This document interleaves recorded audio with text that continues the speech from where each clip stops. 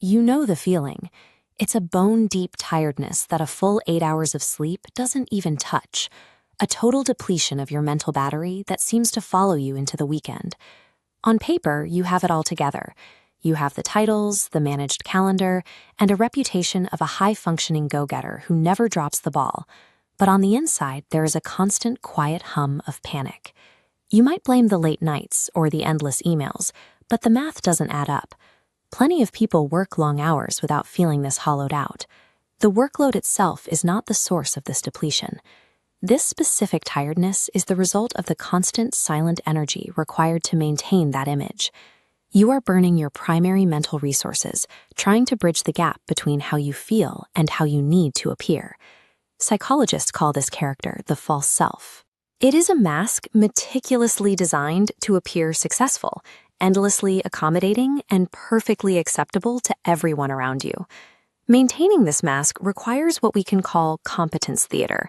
You over-explain your decisions to seem knowledgeable, you people-please to ensure no one is upset, and you manage everyone else's emotional state before your own.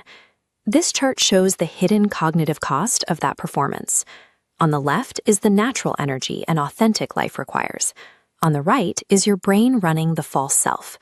Constantly monitoring every reaction in the room and adjusting your behavior in real time demands an extreme, unsustainable cognitive load. Living this way slowly strips away your internal autonomy. You stop knowing what you actually want and become entirely addicted to external validation to feel safe. The irony is brutal. The very armor you built to protect yourself from judgment and rejection is exactly what is draining your life force. This exhausting performance usually starts young.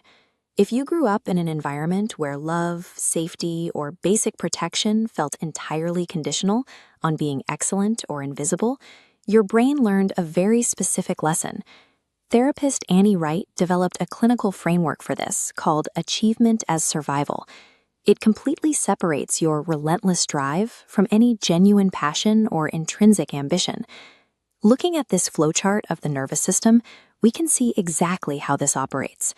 When the brain detects a perceived threat of rejection or failure, it triggers chronic sympathetic activation.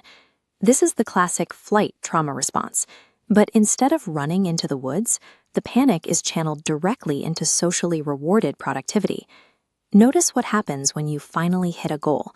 There is no lasting joy.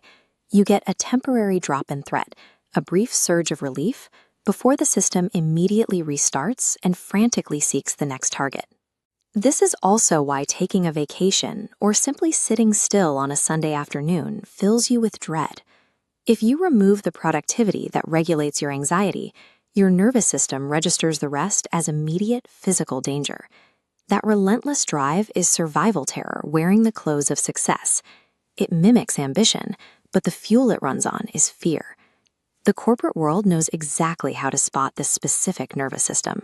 Elite firms and predatory environments actively hunt for the insecure overachiever.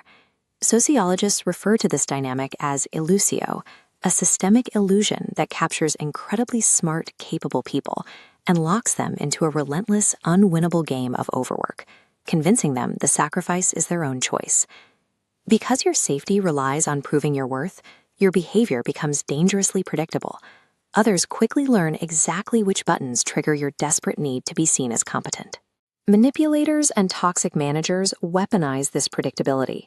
By offering and then withholding approval, they keep you perpetually off balance, extracting maximum labor and emotional energy while you scramble to regain their favor.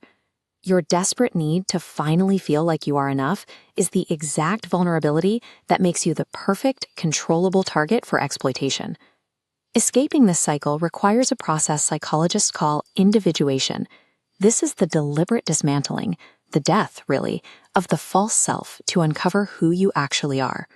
To start, you have to completely sever the mental link connecting your inherent human worth to your external achievements, your titles, or your productive output. The practical execution happens in these micro moments. When you feel that familiar spike of anxiety urging you to immediately volunteer for a project or over-explain a simple no, you must manually insert a pause. Just 1 second of deliberate stillness. That intentional pause acts like a circuit breaker. It deprives your nervous system of its automatic trauma response, interrupting the loop and giving your rational brain time to come back online. Allowing the false self to die feels terrifying, but it is the only way to escape the exploitation trap and reclaim command over your own psychological energy. As that mask falls away, you enter what can be called the ghost phase.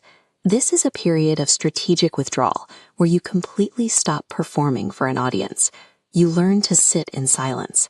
You withhold your warmth from those who haven't earned it, and you strictly refuse to justify your decisions to people who are just testing your boundaries. By removing your immediate availability and your eager predictability, you strip toxic environments and manipulators of all their leverage over you. You become unreadable. There is a common fear that if you heal this trauma response, you'll lose your competitive edge. You won't. You are simply trading a chaotic, exhausting survival fuel for a clean, sustainable source of motivation. You find your real strength when the terror of falling apart stops making your decisions. When you move because you want to, rather than because you're afraid to stop, your success finally has a foundation that won't burn you out.